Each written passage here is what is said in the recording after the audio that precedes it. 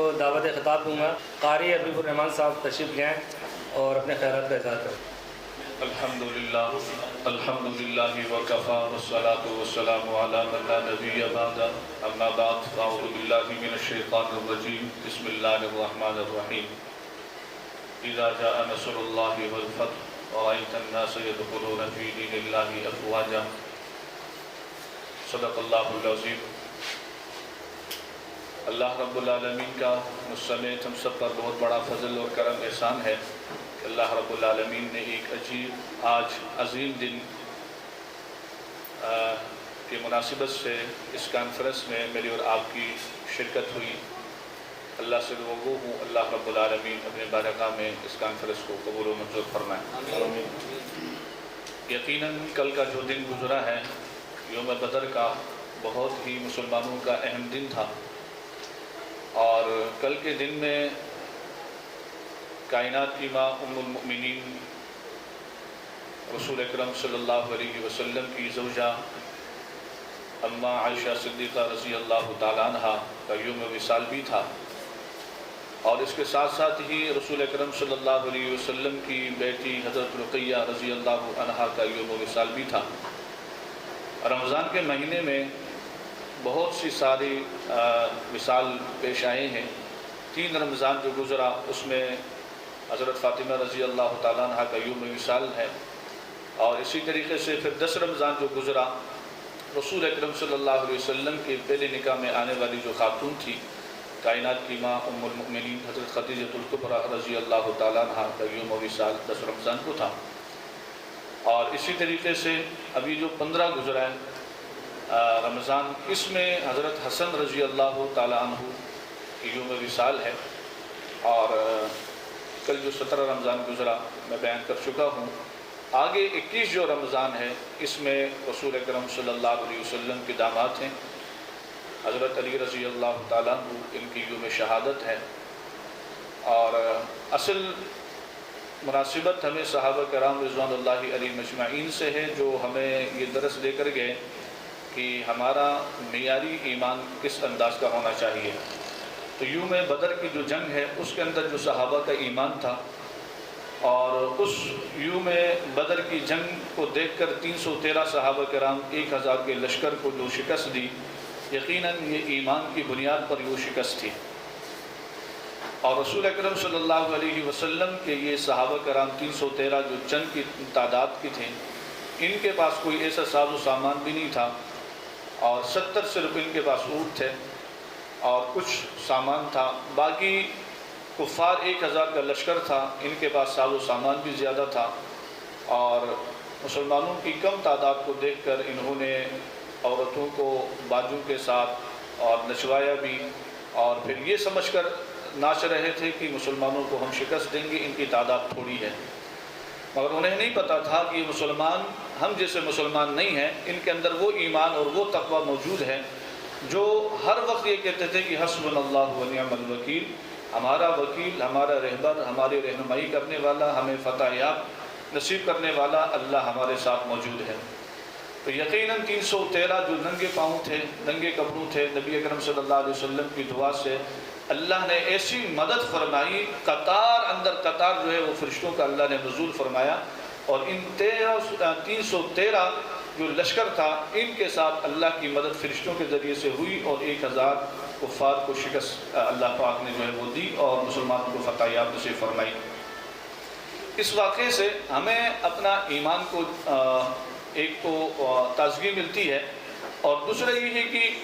ہم اپنے آپ کے اندر ایک محاسبہ ہم کر لیں کہ کیا صحابہ کرام رضوان اللہ علیہ مجمعین جیسا ایمان میرے اور آپ کے اندر موجود ہے یا نہیں ہے۔ صحابہ کرام جنگ میں بھی اپنی نمازوں کو نہیں چھوڑا کرتے تھے، صحابہ جنگ میں بھی نبی علیہ السلام کے فرمان کو نہیں چھوڑتے تھے،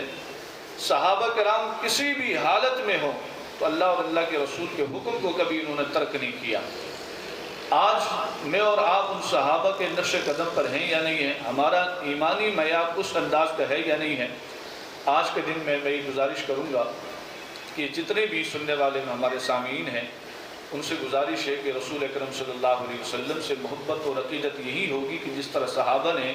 وفا کر کے دکھائی، محبت اور عشق کر کے دکھائی، اسی انداز مجھ اور آپ کو بھی رسول اکرم صلی اللہ علیہ وسلم کے ساتھ وفا کرتے ہوئے، ان کی سنتوں پر عمل کرتے ہوئے اور اللہ کے حکموں کی تکمیل کرتے ہوئے زندگی گزارنی چاہیے۔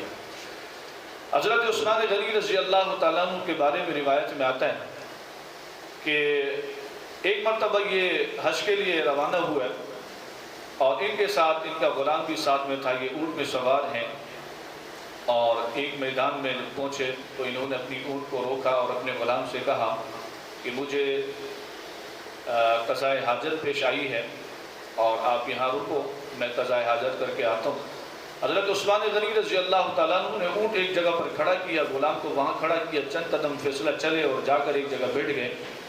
اور غلام کی نظر پڑتی ہے اپنے آقا عثمان پر، تو دیکھتے ہیں کہ عثمان رضی اللہ تعالیٰ عنہ ایک جگہ جا کر بیٹھے مگر قضائے حاجت نہیں کی اور واپس چلے آئے۔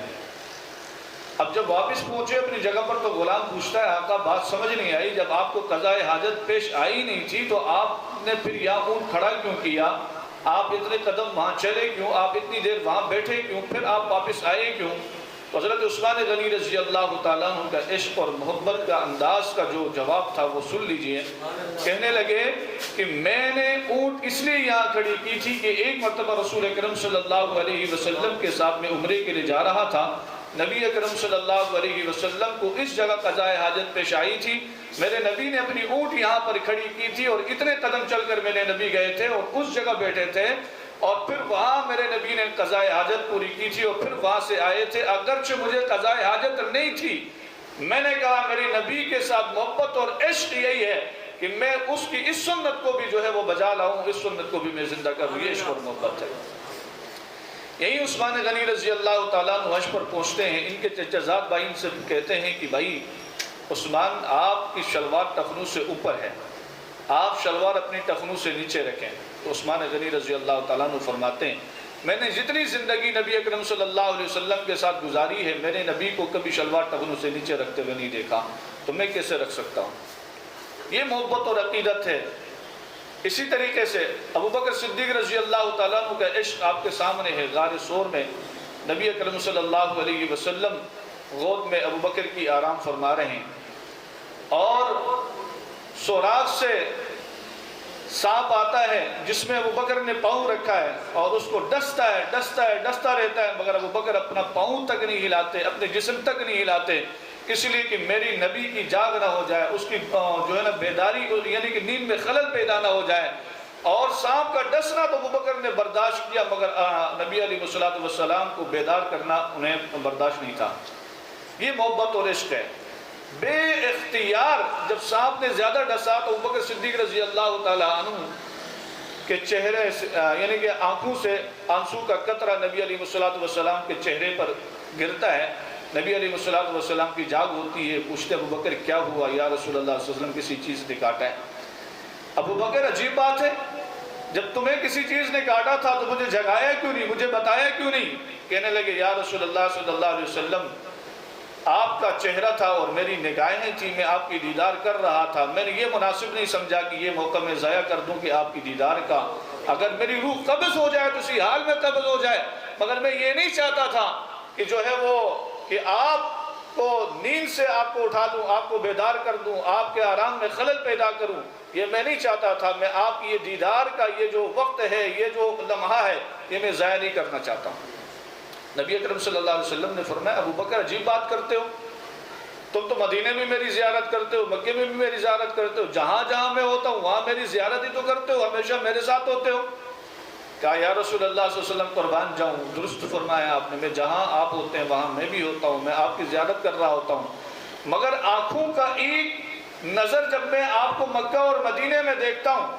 آپ کے چہرے کو دیکھتا ہوں تو دائیں اور بھی اس میں جو ہے وہ صحابہ نظر آ رہے ہوتے ہیں، بائیں اور بھی صحابہ نظر آ رہے ہوتے ہیں، مجلس میں جتنے لوگ بیٹھے ہوتے ہیں اگرچہ نگاہ آپ کے چہرے پر ہوتی ہے مگر دائیں بائیں جو لوگ بیٹھے ہیں وہ بھی نظر آ رہے ہوتے ہیں۔ یا رسول اللہ صلی اللہ علیہ وسلم آج وہ مقام تھا، آج یہ وہ وقت ہے کہ نہ دائیں کوئی ہے، نہ بائیں کوئی ہے، نہ آگے کوئی ہے، نہ پیچھے کوئی ہے، صرف آپ کا چہرہ تھا اور میری نگاہ تھی، یہ اس لیے کہ لمحہ ضائع نہیں کرنا چاہتا تھا۔ نبی اکرم صلی اللہ علیہ وسلم سے محبت صحابہ نے کر کے دکھائی ہے۔ اور اس کے بعد یوں میں مثال حضرت عائشہ صدیقہ رضی اللہ تعالیٰ عنہ کا ہے اس سے ہمیں یہ درس ملتا ہے کہ اللہ رب العالمین نے امی عائشہ صدیقہ رضی اللہ تعالیٰ عنہ کو جو فضائل سے نوازا وہ دوسرے ام المؤمنین ازواج مطہرات پر وہ فضیلت حاصل نہیں ہے۔ جس طریقے سے حضرت خدیجہ الکبریٰ رضی اللہ تعالیٰ عنہا کو یہ فضیلت حاصل تھی کہ رسول اکرم صلی اللہ علیہ وسلم کی 25 سال کی عمر تھی، اور حضرت خدیجہ الکبریٰ رضی اللہ تعالیٰ عنہا کی عمر 40 سال تھی، اس پر آپ صلی اللہ علیہ وسلم کے ساتھ ان کا نکاح ہوا، اور یہ خصوصیت کسی اور زوجہ کو حاصل نہیں ہے جو حضرت خدیجہ الکبریٰ رضی اللہ تعالیٰ عنہ کو حاصل تھی۔ اور اس کے ساتھ ساتھ حضرت خدیجہ الکبریٰ رضی اللہ تعالیٰ عنہ کو یہ بھی سعادت حاصل ہے کہ آپ رضی اللہ تعالیٰ عنہ کی زندگی میں رسول اکرم صلی اللہ علیہ وسلم نے دوسرا نکاح نہیں کیا، اور یہ بھی کسی اور زوجہ کو حاصل نہیں ہے۔ اسی طریقے سے ہر ایک ازواج مطہرات کے اپنے اپنے فضائل ہیں۔ اما عائشہ صدیقہ رضی اللہ تعالیٰ عنہ کی سب سے بڑی فضیلت یہ ہے کہ نبی اکرم صلی اللہ علیہ وسلم کے نکاح میں 11 خاتون آئی، اور 11 خاتون میں سے یہ ایک واحد وہ خاتون ہے جو کنوارے پن میں رسول اکرم صلی اللہ علیہ وسلم کے ساتھ نکاح ہوا۔ اور اس سے بڑی خاصیت 3 راتوں تک خواب میں جبرائیل ریشم کے کپڑے میں میری ماں عائشہ صدیقہ رضی اللہ تعالیٰ عنہ کا چہرہ لپیٹ کر آتے ہیں، اور محمد رسول اللہ صلی اللہ علیہ وسلم کو وہ ریشم کا کپڑا دیتے ہیں۔ نبی اکرم صلی اللہ علیہ وسلم کھول کر دیکھتے ہیں تو اما عائشہ صدیقہ رضی اللہ تعالیٰ عنہ کی تصویر ہوتی ہے، اور جبرائیل کہتے ہیں کہ اللہ نے یہ آپ کے لیے منتخب فرمائی ہے، دنیا اور آخرت کی آپ کی بیوی ہے۔ یہ مقام کسی اور ازواج مطہرات کو حاصل نہیں ہے۔ اسی طریقے سے میری ماں کو ایک اور مقام حاصل ہے، اور وہ یہ ہے کہ جب اما عائشہ صدیقہ رضی اللہ تعالی عنہ پر تہمت لگا دی گئی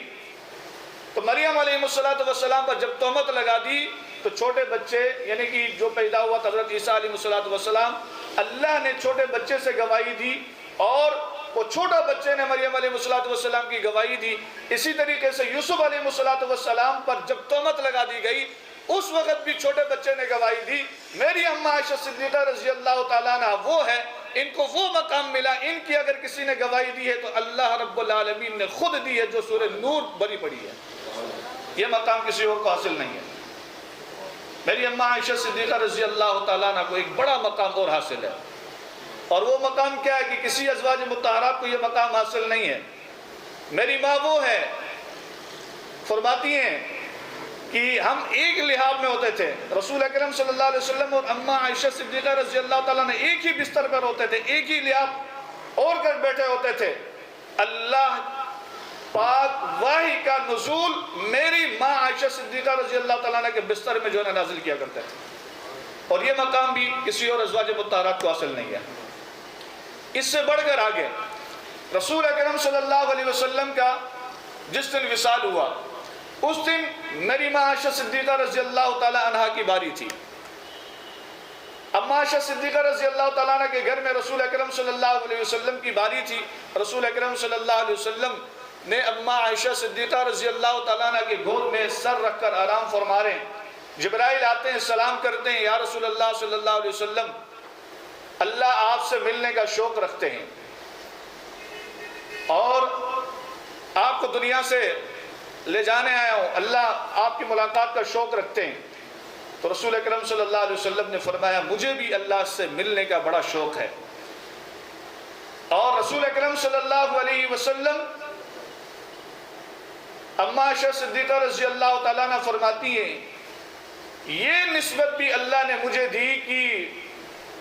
نبی اکرم صلی اللہ علیہ وسلم میری گود میں وصال فرمائے اور جبرائیل میری صورت لے کر آیا، اور یہ مقام بھی کسی اور ازواج مطہرات کو حاصل نہیں ہے۔ آخری وصال میں بھی نبی اکرم صلی اللہ علیہ وسلم اگر رخصت ہوئے ہیں تو اپنی ازواج مطہرہ اما عائشہ صدیقہ رضی اللہ تعالیٰ عنہ کی گود میں سر رکھ کر، اللہ کی قسم آج عائشہ صدیقہ رضی اللہ تعالیٰ عنہ کے بارے میں کتنے لوگ جانتے ہیں، ان کے علم کے بارے میں کتنے لوگ جانتے ہیں۔ صحابہ کرام رضوان اللہ علیہ مجمعین کہتے ہیں کہ جب بھی ہمیں کسی مسئلے کی درپیش آتا تھا، کوئی مسئلہ ہمیں معلوم نہیں ہوتا تو ہم اما عائشہ صدیقہ رضی اللہ تعالیٰ عنہ سے جا کر پوچھتے تھے اور ان سے وہ مسئلہ لیتے تھے، یعنی کہ اللہ نے اتنا علم دیا ہوا تھا۔ اور ایک اور مقام ہے اما عائشہ صدیقہ رضی اللہ تعالی عنہا نے جبرائیل کو براہ راست دیکھا ہے، کسی اور ازواج مطہرات کو نہیں دکھایا گیا ہے۔ یہ بھی میری امی عائشہ صدیقہ رضی اللہ تعالیٰ عنہ کے اعزاز میں سے ایک اعزاز ہے۔ تو عرض کرنے کا مقصد یہ ہے، ہمیں ان تمام ازواج مطہرات اور صحابہ کرام رضوان اللہ علیہم اجمعین کے ان تذکرے سے یہ سبق ملتا ہے کہ ہم اپنے ایمان کو ان جیسا بنائیں کہ جیسے کہ قرآن میں اللہ رب العالمین نے ان کی قربانیوں کی وجہ سے، ان کی محبت اور عشق کی وجہ سے فَإِنْ آمَنُوا بِمِثْلِ مَا آمَنْتُمْ بِهِ فَقَدِ اهْتَدَوْا کہہ کر بتا دیا، تم اگر ایمان لانا چاہتے ہو تو ایسا ایمان لے آؤ جیسے صحابہ ایمان لے کر آئے۔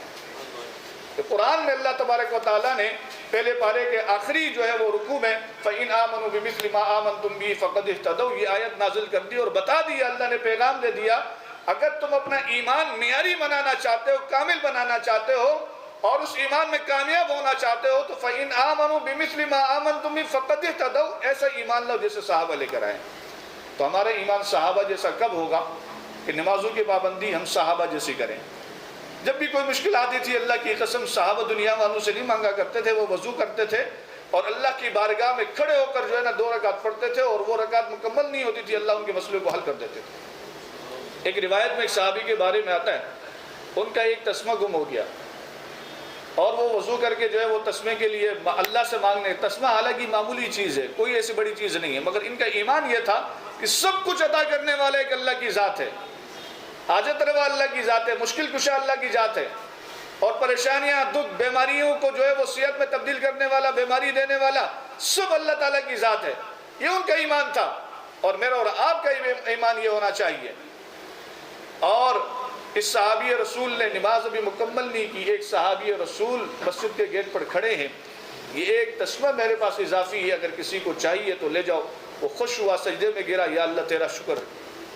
تو عرض کرنے کا مقصد یہ ہے کہ جب بھی ہمیں کوئی پریشانی آئے، کوئی مشکل آئے، ہم اللہ کی طرف رجوع کریں۔ آخری بات عرض کر کے بات کو ختم کرتا ہوں، حضرت علی رضی اللہ تعالیٰ عنہ فرمایا کرتے ہیں کہ جب میں چاہتا ہوں کہ اللہ سے بات کروں تو میں نماز پڑھتا ہوں، اور جب میں یہ چاہتا ہوں کہ اللہ مجھ سے بات کرے تو میں قرآن کریم کی تلاوت کرتا ہوں۔ کیوں؟ قرآن کریم اللہ کا کلام ہے، اللہ ہم سے بول رہے ہوتے ہیں، ہمیں اللہ نے یہ قانون دیا۔ اچھا دیکھیں، سورہ فاتحہ جو ہے وہ آپ نفل پڑھیں، آپ سنت پڑھیں، آپ تہجد پڑھیں، آپ فرائض پڑھیں، آپ کسی بھی عبادت میں کریں، آپ تو صلاۃ التوبہ پڑھ لیں، صلاۃ الحاجت پڑھ لیں، سب میں آپ کو سورہ فاتحہ پڑھنی ہوگی، اور سورہ فاتحہ جب تک نہیں پڑھو گے نماز آپ کی مکمل ہوگی کسی صورت میں نہیں ہوگی۔ اچھا، اس سورہ فاتحہ کے اندر سب سے پہلے ثنا میں اللہ نے اپنی تعریف بیان کی، اس کے بعد پھر الحمدللہ رب العالمین اس میں بھی اپنی تعریف بیان کی، الرحمن الرحیم اس میں بھی اپنی تعریف بیان کی، مالک یوم الدین اس میں بھی اپنی تعریف بیان کی، پھر ایاک نعبد و ایاک نستعین پہ آپ کو دعا سکھلائی۔ کیا دعا سکھلائی؟ اے اللہ ہم تیری عبادت کرتے ہیں، تجھ ہی سے مدد مانگتے ہیں۔ اب یہاں بات ختم ہو گئی، جب ہم نماز میں کھڑے ہو کر، نفل میں کھڑے ہو کر، فرض میں کھڑے ہو کر جب کہتے ہیں اللہ ہم تیری ہی عبادت کرتے ہیں، تجھ ہی سے مدد مانگتے ہیں، اور پھر اس کے بعد جا کے ہم لوگوں سے اگر مدد مانگے تو یہ غیر اللہ کی مدد ہے کہ نہیں ہے؟ تو پھر ہمیں ایسا نہیں کرنا چاہیے، ہمیں ایمان پھر صحابہ والا ہونا چاہیے۔ صحابہ یوں نہیں کرتے تھے، ایاک نعبد و ایاک نستعین پر وہ ڈٹے ہوئے تھے، مشکل آتی تھی، پریشانی آتی تھی، وہ ایاک نعبد و ایاک نستعین پر عمل کر کے اپنی نمازیں پڑھتے تھے، اللہ سے مانگتے تھے، اللہ پورا کرتا تھا۔ آگے اللہ نے ہمیں بتا دیا صراط الذین انعمت علیہم، یہ دعا مانگو اللہ ہمیں سیدھا راستہ دے دے۔ یہ ہر بندہ پڑھتا ہے، ہم کیا مانگتے ہیں نماز میں؟ سیدھا راستہ مانگتے ہیں۔ اب مجھے بتاؤ نماز میں ہم سیدھا راستہ سیدھا راستہ سیدھا راستہ، اللہ ہمیں سیدھا راستہ دے دے۔ آگے اللہ نے بتا دیا صراط الذین انعمت علیہم،